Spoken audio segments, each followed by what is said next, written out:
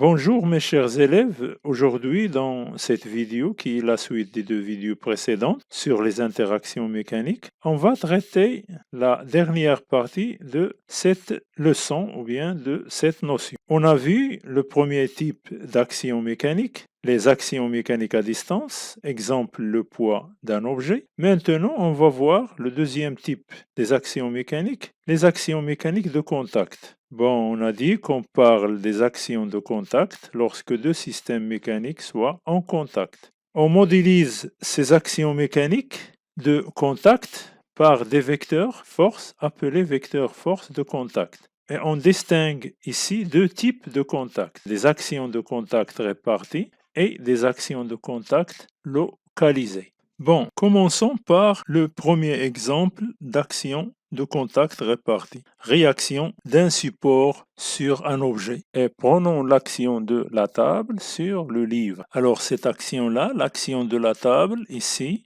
on le modélise par une force qu'on appelle réaction de la table sur le livre. Et on note le vecteur R. Alors pour représenter cette réaction-là, R, la réaction du support, il faut la représenter par ses caractéristiques. Et on sait bien que les caractéristiques d'un vecteur force sont le point d'application, la direction, le sens et l'intensité. Alors commençons par le point d'application. Alors nous sommes ici en face d'une action de contact répartie. Ça veut dire quoi? Ça veut dire que chaque point de contact subit l'effet exercé par la table sur la surface de contact entre le livre et la table, qu'on peut le modéliser par des vecteurs force élémentaires exercés sur chaque point de contact, et la somme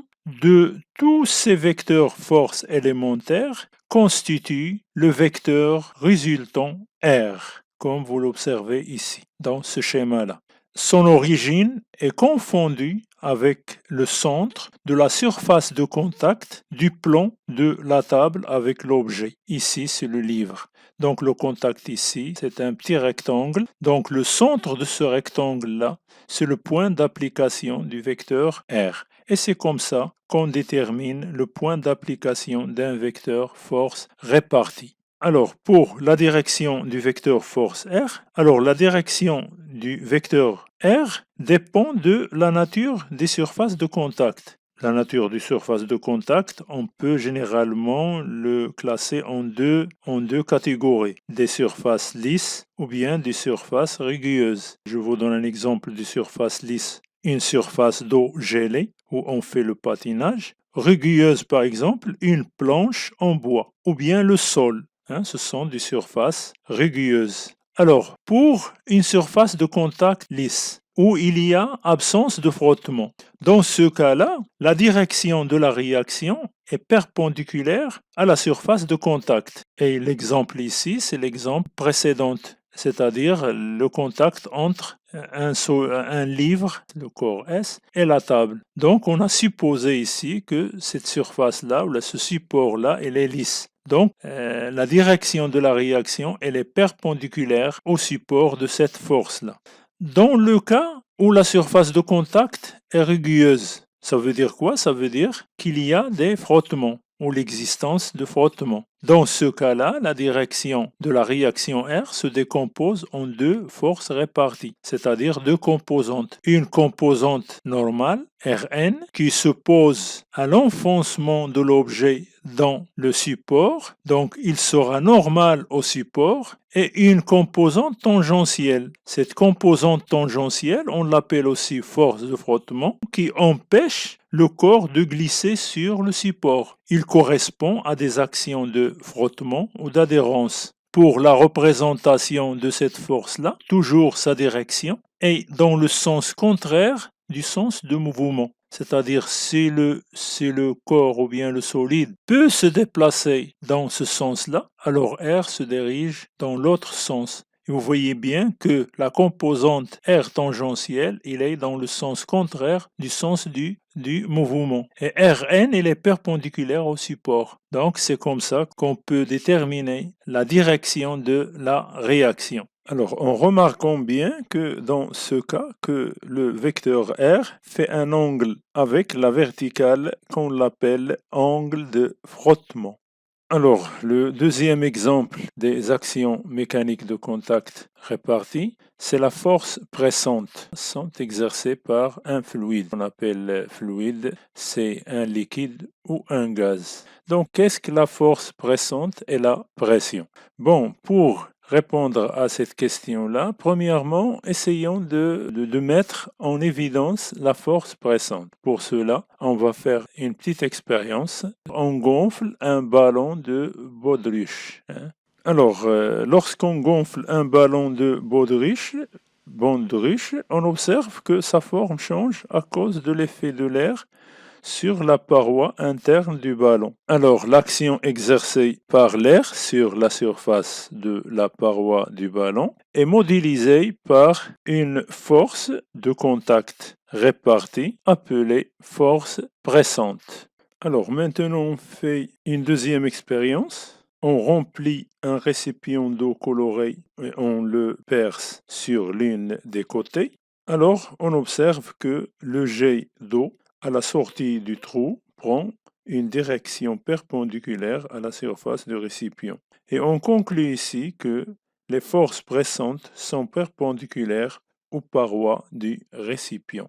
Alors ici, comme conclusion, un fluide liquide et gaz exerce une force pressante sur les parois du récipient qui le contient.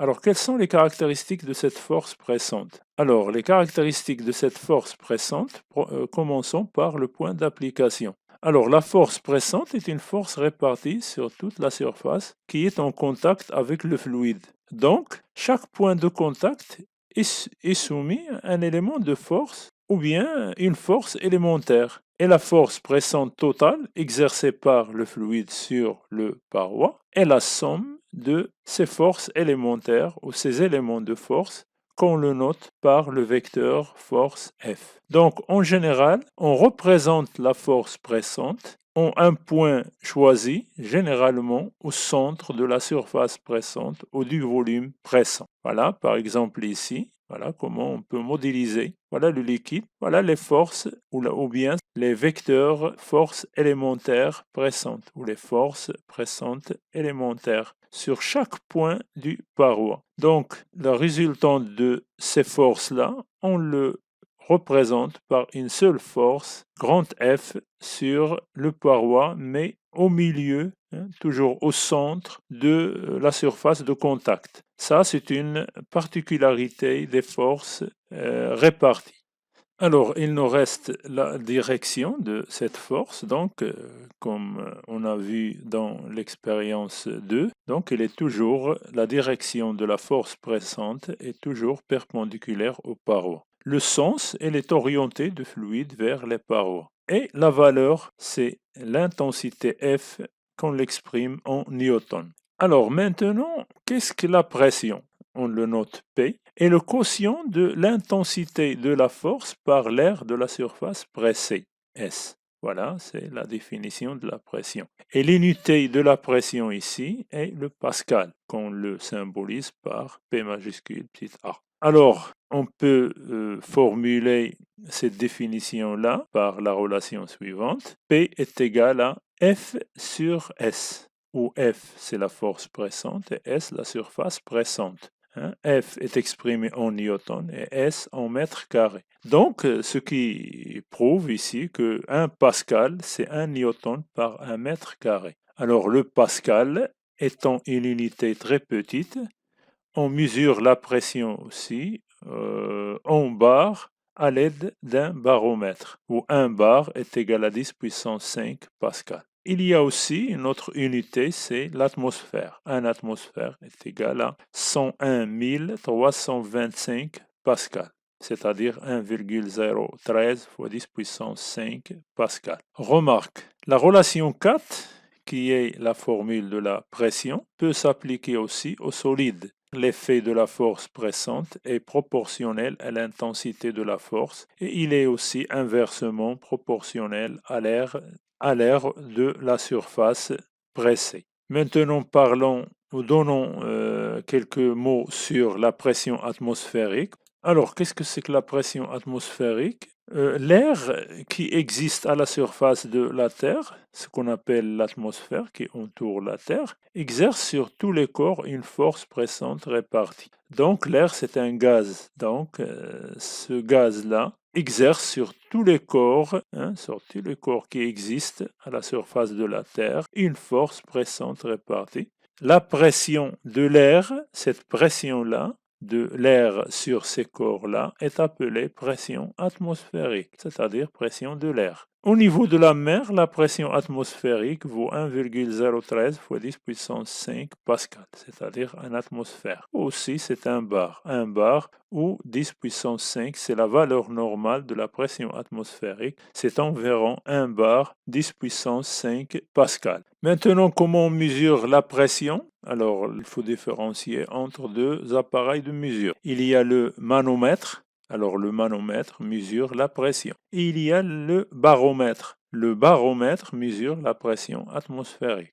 Alors maintenant, faisons un exercice d'application. Voilà l'énoncé de cet exercice. Un gaz exerce sur l'une des parois d'un récipient de surface S est égal à 10 mètres carrés une force pressante d'intensité F est égale à 0,5 newton. Premièrement, calculer la valeur de la pression du gaz. Deuxième question, comparer cette valeur à celle de la pression atmosphérique. Troisième question, l'intensité de la force pressante reste constante. Quelle est la valeur de pression si on double la surface? Alors, la solution de cet exercice. Pour répondre à cet exercice-là, on va utiliser ici une seule formule qui est la pression est égale à la force pressante sur la surface pressée. Donc, première question, la pression du gaz, donc par définition, P est égal à F sur S. F, c'est la force pressante, S, la surface pressée. F est égal à 0,5 newton, S est égal à 10 mètres carrés, donc newton par mètre carré, c'est le pascal. Donc, le résultat, c'est 5 fois 10 moins 2 pascal. Deuxième question, la pression atmosphérique est de valeur P atmosphérique à peu près 10 puissance 5 pascal, 1,013 10 puissance 5 pascal, donc je prends 10 puissance 5 pascal, et P est égal à la pression du gaz, P est égal à 5 fois 10 moins 2 pascal, donc je fais le rapport P atmosphère sur P. Alors il me donne ici 2 fois 10 puissance 4, ça veut dire que la pression atmosphérique est plus grande que la pression du gaz, de 10 puissance 4 fois, c'est-à-dire 10 000 fois. Donc la pression du gaz est négligeable devant la pression atmosphérique. Troisième question, si on double la valeur de la surface, on va le remplacer, c'est-à-dire la surface S' est égale à 2 fois S. Donc la pression va changer, qui sera P'. Et ici, puisqu'on a augmenté la surface de 2 fois, donc la pression va diminuer automatiquement. Donc P' est égal à F sur 2S qui est égal à 1 demi de P. Donc il va diminuer de la moitié. Donc c'est 2,5 fois 10 puissance moins 2 pascal. Alors maintenant, passons au deuxième type d'action de contact. C'est l'action de contact localisé. Quand est-ce qu'on dit qu'une action mécanique est une action mécanique de contact localisé? Alors, si un corps A exerce sur un corps B une action mécanique de contact localisé, lorsque le contact physique entre les corps A et B est ponctuel, c'est-à-dire un point M. Le point de contact M entre les deux corps représente le point d'application de la force. Dans ce cas-là, on dit que le vecteur force est noté MF. Et on dit que cette force-là, elle est liée. Il est lié à un point d'application. Alors, prenons l'exemple de ces deux boules A et B qui sont immobiles sur un plan horizontal par deux butées. Si on choisit la boule A comme système étudié, alors la boule B exerce une action mécanique sur A, dans le sens de B vers A. Et on voit bien que cette action mécanique est de contact. Et la même chose pour la boule B si elle est choisie comme un système étudié. Et la force FB sur A est une action mécanique localisée. Elle est liée au point d'application M. Même chose pour le vecteur force F de A sur B. En physique, et surtout en mécanique, il y a deux forces de contact localisées qui sont très utilisées dans des systèmes mécaniques. La tension d'un fil ou d'un câble et la tension d'un ressort. Par exemple, la tension d'un fil, soit un fil tendu, comme vous observez ici sur ce schéma-là, qui exerce sur un solide une force de contact. Cette force-là est appelée tension de fil. C'est une force localisée. La tension du fil, on le note par vecteur T majuscule. Il est défini par ses caractéristiques. Son point d'application sur le point de contact entre le fil et le solide, c'est une force liée, c'est AT. Sa direction, celle du fil tendu, matérialisé par le fil tendu. Son sens vers l'extérieur du solide. Sa valeur est T exprimée en newton. Deuxième exemple, c'est la tension d'un ressort. Alors, lorsqu'on suspend un objet à un ressort aspire non jointif de masse négligeable et de longueur L0 dite longueur à vide, ce dernier s'étire ou s'allonge et exerce sur l'objet, sur le corps, une force appelée tension du ressort. La tension du ressort qui est notée grand T. C'est une force aussi, ou là c'est une action mécanique aussi, localisée. Il est défini par les caractéristiques suivantes. Son point d'application, c'est le point de contact entre le ressort et le solide. Sa direction, celle de l'axe du ressort. Son sens opposé à la déformation du ressort, l'allongement ou la compression. Sa valeur F exprimée en newton. Et voilà pour ce cours. Alors pour les exercices, voir mon site www.chemiephysique.ma et vous allez trouver une série d'exercices en français. Et merci et à la prochaine vidéo, Inch'Allah.